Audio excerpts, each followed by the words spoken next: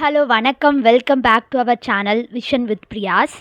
So இன்றைக்கி நம்ம எந்த வீடியோ பார்க்க போகிறோம் அப்படிங்கிறத பார்த்திங்கன்னா 2024 நடக்கிருந்த ரொம்ப முக்கியமான 2 தேர்வுகள், அதாவது பார்த்திங்கன்னா குரூப் 2 அண்ட் குரூப் 4 வந்து ரெண்டுமே கம்ப்ளீட்டட் ஆகிடுச்சு.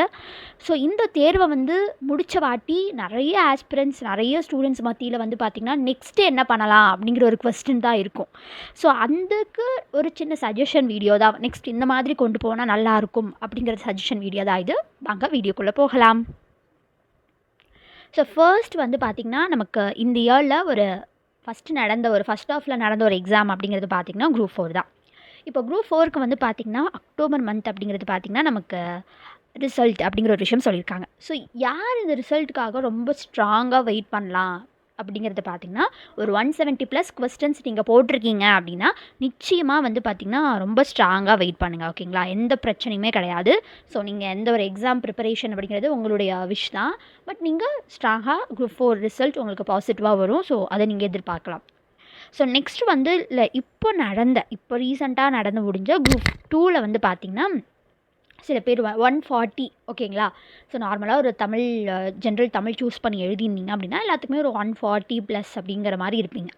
ஸோ அத்தனை பேர் அந்த 140+ இருக்க அத்தனை பேருமே குரூப் 2Aக்கு வந்து நிச்சயமாக ப்ரிப்பேர் பண்ணுங்கள். ஓகேங்களா, என்னுடைய சஜஷன் என்னென்னா, ஒரு கோச்சிங் கிளாஸில் போய் படிக்கணுமா, அந்த அளவுக்கு செலவு பண்ணி அந்த மாதிரி ரிஸ்க் எடுக்கணுமான்னு கேட்டிங்கன்னா அது தெரியல, உங்களுடைய ஒப்பீனியன் தான். பட் என்னுடைய சஜஷன் என்ன அப்படிங்கிறது பார்த்தீங்கன்னா, நிச்சயமாக செல்ஃப் ப்ரிப்பரேஷன் அப்படிங்கிறது பண்ணுங்கள். ஓகேங்களா, நமக்கு குரூப் 2Aவை பொறுத்த வரைக்கும் அதுக்கான detailed video, decoding syllabus video வந்து பார்த்திங்கன்னா நான் நெக்ஸ்ட் வீடியோவில் தரேன். ஸோ 2A ப்ரிப்பேர் பண்ணுங்கள்.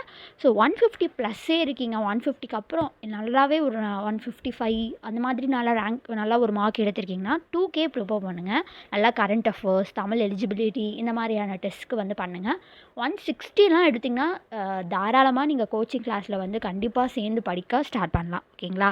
ஸோ அடுத்தது வந்து பார்த்திங்கன்னா அதான் மெயின்ஸ் ப்ரிப்பரேஷன் வந்து பார்த்திங்கன்னா குரூப் 2A வந்து மெஜாரிட்டியாக நிறைய பேர் பண்ணலாம். ப்ரிலிம்ஸ் சிலபஸ் எதாவது ரிப்ளிகேட் ஆகுது. ஸோ நீங்கள் அதை பண்ணலாம். அடுத்தது இல்லை நல்லா பண்ணலை, இந்த டைம் நம்ம வந்து நம்மளுடைய பெஸ்ட் வந்து கொடுக்க முடியாமல் போயிடுச்சு அப்படின்னா, யாரெல்லாம் மெட்ராஸ் ஹைகோர்ட் எக்ஸாமுக்கு அப்ளை பண்ணியிருப்பீங்க. ஸோ கண்டிப்பாக அந்த எக்ஸாமுக்கு நீங்கள் அப்படியே வந்து ஸ்விட்ச் அவுட் ஆகி படிக்க ஆரம்பிங்க. 170 கொஸ்டின்ஸ் வந்து கேட்பாங்க. ஸோ அதுக்கான வந்து எப்படி படிக்கணும் அப்படிங்கிற கைட்னஸும் நம்ம சேனலில் கொடுப்போம். ஸோ அது நீங்கள் பார்த்துக்கலாம். அடுத்தது வந்து பார்த்திங்கன்னா, டிசிஎம் கோர்ஸ் வந்து யாராவது முடிச்சு வச்சுருந்தீங்க, டிஎன்பிசி படிச்சுட்டு இருக்கும் போதே ஜிஎஸ்சில் ரொம்ப ஸ்ட்ராங்காக இருக்கேன் இப்போது, ஆனால் நான் டிசிஎம் கோர்ஸ் வந்து முடிச்சிட்டேன், இல்லை இப்போ தான் ஜாயின் பண்ணினேன் அப்படின்னா நீங்கள் கண்டிப்பாக நோட்டிஃபிகேஷன் நவம்பர் மந்த் எக்ஸ்பெக்ட் பண்ணலாம். ஸோ நீங்கள் அப்படியே அதில் 200 கொஸ்டின்ஸ் இருக்கும். அப்படியே வந்து பார்த்திங்கன்னா ஒரு என்ன சொல்கிறது, 100 மார்க் வந்து பார்த்திங்கன்னா கோஆப்ரேட்டிவ், அதே 100 மார்க் நீங்கள் டிஎன்பிசியில் படித்த அந்த ஜிஎஸ் உங்களுக்கு அப்படியே ஹெல்ப்ஃபுல்லாக இருக்கும். ஸோ வெறும் 100 மார்க் மட்டும் எஃபோர்ட் போட்டு படிச்சுட்டு இந்த எக்ஸாம் கூட நீங்கள் கிராக் பண்ணலாம். ஓகேங்களா. ஸோ யாரெல்லாம் டிசிஎம் கோர்ஸ் படித்து சப்போஸ் எக்ஸ்ட்ரா யாராவது வச்சுருந்தீங்கன்னா இந்த எக்ஸாமை ஃபோக்கஸ் பண்ணுங்கள். ஓகேவா. ஸோ அடுத்தது யாராவது வந்து பிஎட் முடிச்சிருக்கீங்க, ஸோ இந்த மாதிரி எலிஜிபிலிட்டி க்ரைட்டீரியா பிஜி வரைக்கும் படிச்சுட்டு பிஎட் முடிச்சு வச்சுருக்கீங்க அப்படின்னா இப்போ வந்து அடுத்ததாக ஒரு நவம்பர் டிசம்பரில் பிஜிடிஆபியோட நோட்டிஃபிகேஷன் வரப்போகுது. ஸோ அதை நீங்கள் கிராக் பண்ணலாம். சப்போஸ் வந்து இந்த எக்ஸாம் நல்லா பண்ணலங்கிறவங்க அதை நீங்கள் வந்து பார்த்திங்கன்னா ஃபோக்கஸ் பண்ணலாம். ஓகேங்களா.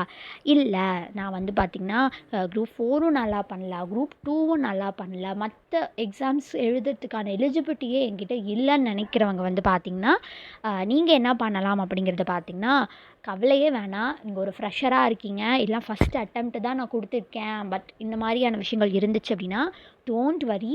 நீங்கள் கம்மிங் குரூப் 4 2025 நிச்சயமாக வரப்போகுது. ஸோ குரூப் 1 வரப்போகுது. குரூப் 2 கட்டாயமாக 2026 வந்து கட்டாயமாக வந்துடும்.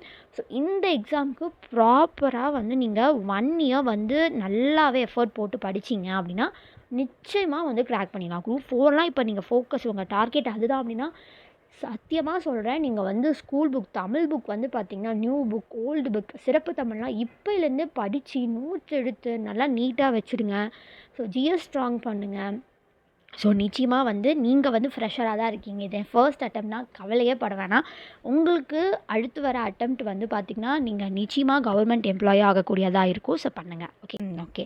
அடுத்து வந்து பார்த்திங்கன்னா, இல்லை நீங்கள் ஒரு சீனியர் ஆஸ்பிரண்ட்டாக இருக்கீங்க, அதாவது டிஎன்பிசி ஃபீல்டில் என்டர் ஆகி ஒரு 2-3 இயர்ஸ் ஆயிடுச்சு, ஓகே 4 இயர்ஸ் ஆயிடுச்சு, பட் இன்னுமே நான் வந்து ஒரு கிராக் பண்ணலை, எந்த ஒரு விஷயமும் வந்து சரியாக அமையலைன்னு நினைக்கிறவங்க டோன்ட் லூஸ் ஹோப்.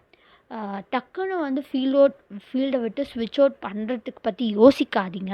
ஸோ என்ன பண்ணலாம் அப்படின்னா, ஒரு டக்குன்னு ஒரு என்ன சொல்கிறது, பாய்ஸாக இருக்கீங்க அப்படின்னா டக்குன்னு ஒரு பார்ட் டைம் ஜாப் நிச்சயமாக வந்து ஒரு இன்கம் ஃபினான்ஷியலாக ஸ்டேபிள் ஆகிறதுக்காக ஒன்று சூஸ் பண்ணி வச்சுக்கோங்க. அது இந்த ஃபீல்டுலே இருக்கிற மாதிரி ஏதாவது ஒரு அகாடமியில் வந்து ஸ்டாஃபாகவோ கொஸ்டின் எடுக்கிற ஒரு இதுவாகவோ அதில் வந்து ஜாயின் பண்ணி அதில் வந்து நீங்கள் பயணிச்சுட்டே இருங்க. டக்குன்னு வந்து இந்த ஸ்விட்ச் அவுட் ஆகி போகிறத வந்து அந்த முடிவை வந்து எடுக்க வேண்டாம், சரிங்களா?